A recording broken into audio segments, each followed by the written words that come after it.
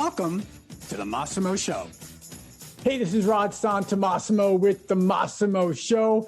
And today, wow, be prepared to be, completely mesmerized by the one and only sales whisperer.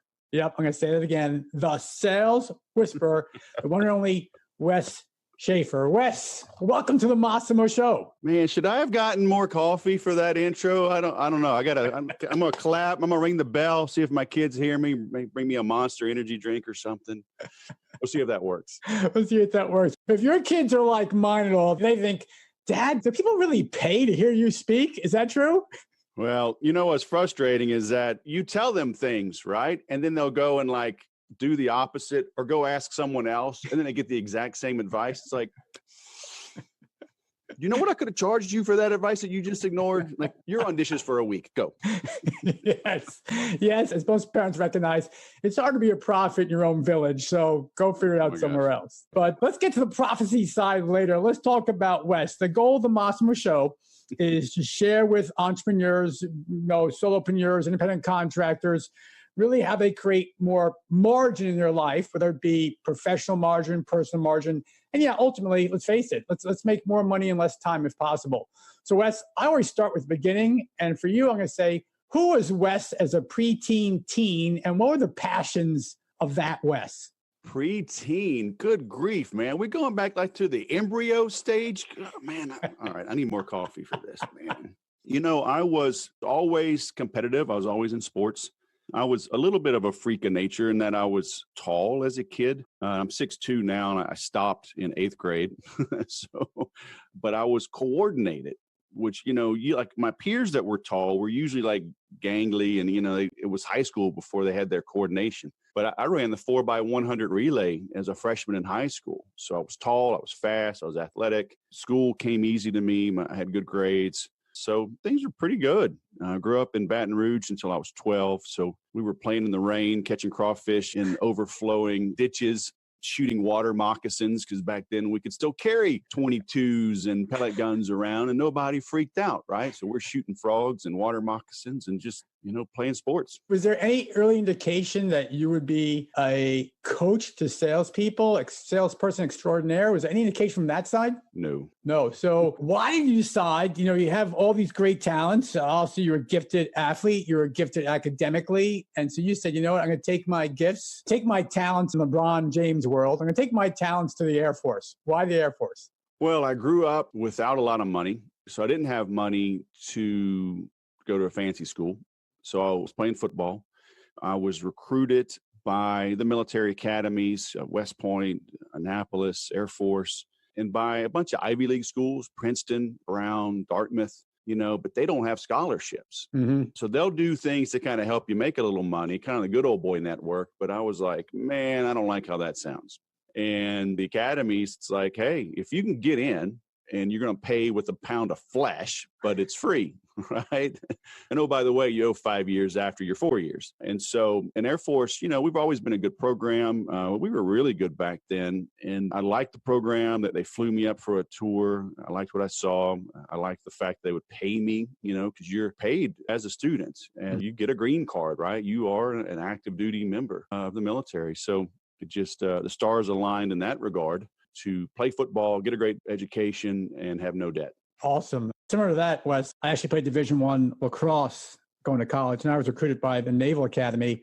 And then when they realized I was blind in my right eye, they said, thank you, but no thank you, which I think was a blessing for me personally, given who I am.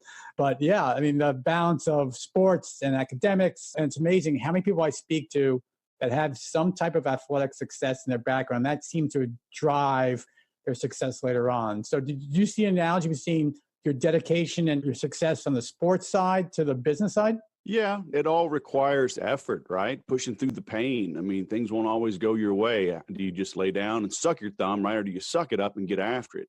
Like Mike Tyson said, everybody has a plan until they get punched in the face. It's easy to go to some mastermind. Hey, I'm going to fly to Bali and I'm going to cut a bunch of pictures out of magazines and I'm going to have this manifest storyboard and I'm just going to have everything I want in life. Yeah. And then you spill a coffee on your laptop in the Uber on the way home from that glorious trip, and you lose all your data, and then you get hacked, and you realize somebody stole your credit card, you're $20,000 in debt, and oh, my plans didn't work. So what are you going to do? Can you bear down and stay after it, or do you crawl away? I always say excuses last a lifetime. Okay, I can say, oh, well, my parents, got divorced when I was 12. I had to raise myself. I had an evil stepmother. Oh, woe is me. I have a great excuse to not do well. Or you could say, success takes daily effort. Yes, my parents got divorced. Yes, we didn't have money. Yes, I had an evil stepmother. Because of that, I had to rise above and make sure I didn't bring that to my own family. You get to decide how to play the hands you're dealt. Got it. Okay, so let's talk about those are the hands you're dealt. So what cards do you play? So you leave the academy, you do your service. And what was it that you said the first thing I do is go into sales? So what was there attraction? Was it just because it was there? What was it? Well, so again, growing up without money, it impacted me, and I didn't want to struggle. So I was actually curious. My stepbrother that I'm still in touch with through the evil stepmother. So, good things come out of bad situations. He was about 5 years older, and he understood investing and whatnot. And I was senior at the academy. It was middle of 91. So the beginning of my senior year. And he gave me some advice that a 21-year-old kid doesn't want to hear. And he said, get a subscription to Money Magazine and read every edition cover to cover for a year. And then you'll know how to invest. Right. And I'm like, dude, just give me the secret. Right. Where do I put my money? I want to double it overnight and do that every day. And like, dude, yeah, shut up, dig in, and go learn. And so I did. So I started learning, and I got really interested in money. I went to Texas A&M after the academy with some other friends. We studied meteorology, and this guy was really into stocks. So, this is before the internet. We were going to the library, checking out books, reading these different charts. He was showing me how to invest, looking at both the fundamentals and how to read charts. I just got fired up. I had a roommate there from the academy. We had more money than we could spend. So I opened up the phone book, the yellow pages, right, when those still existed, called a few places, and I reached a guy, just a good old boy, like literally a mile from my condo I was living in. I drove down. I was like, dude, I got like a couple $100 a month extra I can invest. Got me started in mutual funds, and then we stayed in touch. And then he's like, dude, you need to get out of the Air Force and become a stockbroker. He's like, I can introduce you to people. I was from Houston, where I went to high school and junior high. His brother was in Houston. And so that was going to be the plan. I was going to get out, become a stockbroker, make millions, wear fancy suits like you, and the rest would be history. So that almost worked out that way. So almost worked out. So that was your first sales experience. So what key lessons did you take away from that first career move to apply to your later growth? So when I got out of the Air Force, I was stationed in Biloxi, and my dad was in Mobile, less than an hour away. And he was actually investing his money with a division of the same company I was going to go work for in Houston. And he put the fatherly guilt trip on me and said, hey, you're going to do the same job. Why don't you come to Mobile, live near your dear old dad? And I'm like, okay, I'll do that. Didn't know a soul, right, other than him and his wife. And, in the money world, it sure does help to know people. Yeah. If I'd have gone back to Houston, it'd be a different story. Man, I knew a lot of people, right? I went to a really good school, and it just would have been a lot different. Turns out I lasted 6 months. Ended up in a 3-year arbitration case against that firm that I won. But I had a new wife. We'd been married less than 2 years. We had a 10-month-old son. He was not quite a year when his brother was born. I was on unemployment when my second child was born. And I'm reading the classified ads and ended up taking a job selling mobile homes in Mobile, Alabama, with like a $365 a week draw against commission. And I took it because it paid $20 a week more than unemployment. In the next 12 months. So late April, early May of 98 to the same time, 99, I made exactly $100,000 selling trailers. Crackers. That's worth about, it's like 145 grand today's dollars. Right. And I'm living in a 2-bedroom apartment paying like, I don't know, our rent was like $370 a month or something. Right. And no debt. I had a $20,000 month in January of 99. Right. And I'm like, oh, this is what it's like to have money. So obviously you're an extrovert, but was it a gift, your ability to sell, just like your athleticism and your academics? Did you study sales? How did you become such a successful sales professional so early on? I did study sales a lot. Tony Robbins, Zig Ziglar, Brian Tracy, Tom Hopkins. I had Tom Hopkins on my podcast a couple years ago, and that was awesome. So I did study those guys, but the actual selling did not really come naturally to me, but connecting with people did. Mm-hmm. I could read people. I could read a situation. I pick up on the subtleties, on the nuances, the eye movements, the fidgeting, the, hand in the mouth. I could pick up if somebody wasn't comfortable, if they were comfortable. So that did come naturally, but the actual selling, the verbiage, the processes, the negotiation, all of that was learned. Okay, perfect. So mobile home success, apartment, 2 kids. Are you feeling you made it at this point in time, that you're on your way, or are you still saying, nah, there's so much more to go? How are you feeling? So after that first year, I was like, okay, I can sell, right? So I made the right decision, get out of the Air Force. I can sell. I can make as much money as I want as long as I work. And my manager at the time, he had 6 salespeople, 2 office managers, and 2 repairmen.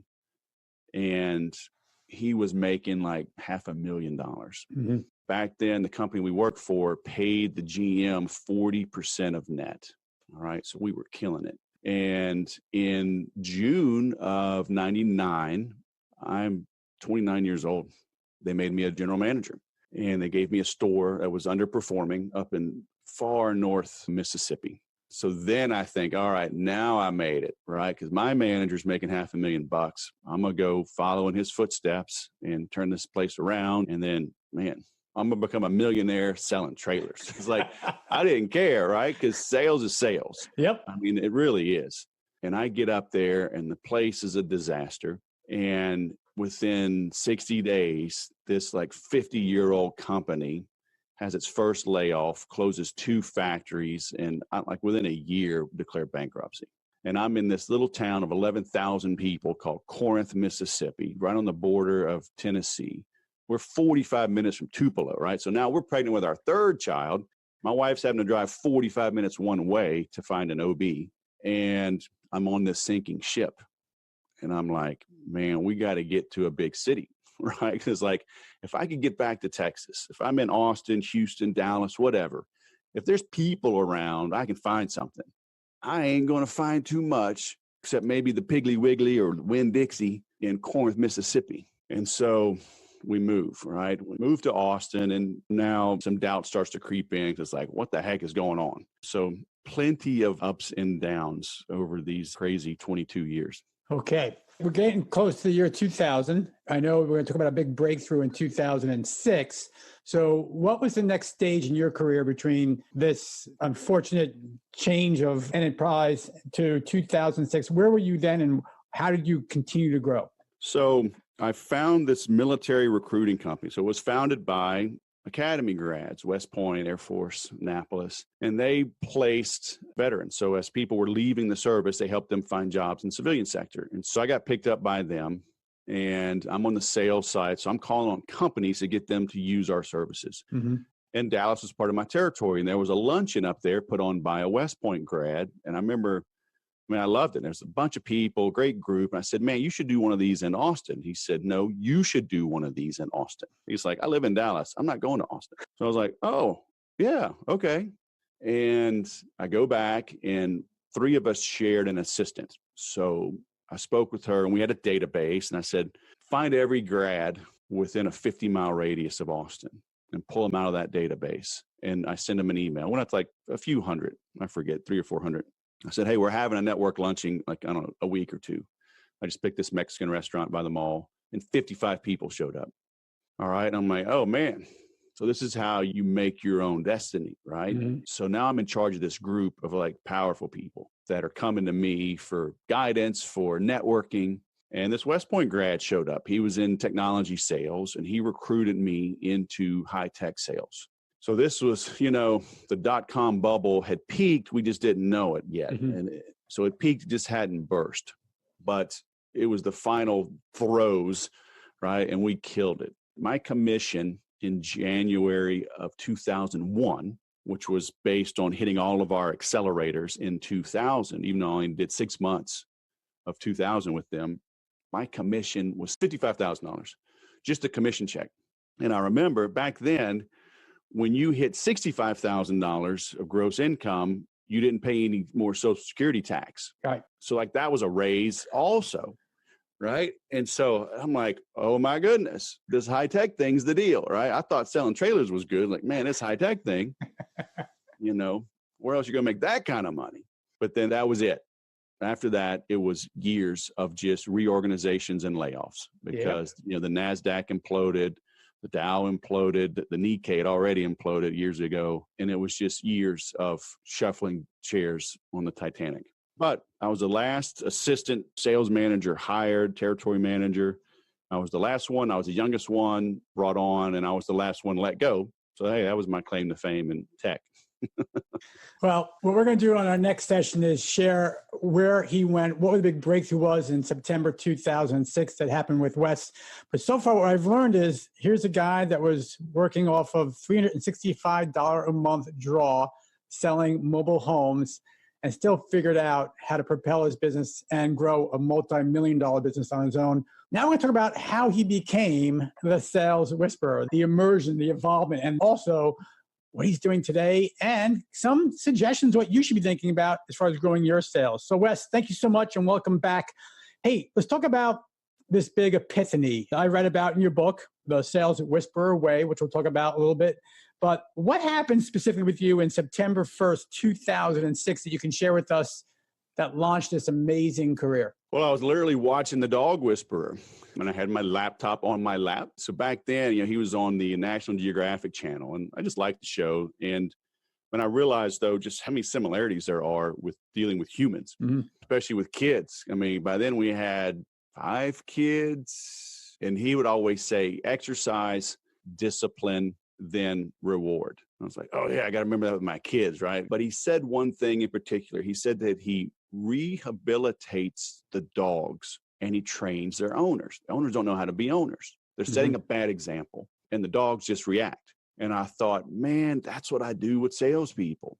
I rehabilitate these abused, neglected, mistreated salespeople.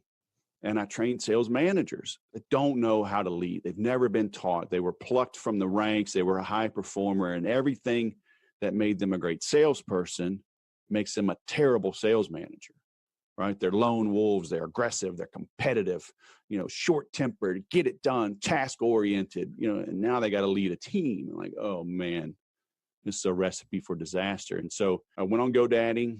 It just hit me, the Dog Whisperer, the Sales Whisperer. It was available, so I bought it, whatever, $10. I'm like, oh, I'll figure out what to do with it. And 10 days later, a guy emailed me asking to buy that name from me. I was like, man, I just bought it. I said, I don't know what I'm going to do with it. So I'm open to ideas. You've got an idea you want to discuss, but I'm not selling it. And he never replied. So I knew I had something good, just had to figure out what to do with it. Yep, no doubt. Wes is on to the next big thing. And on the next episode of the Massimo Show, we'll find out just what that was and the journey Wes took to get him where he is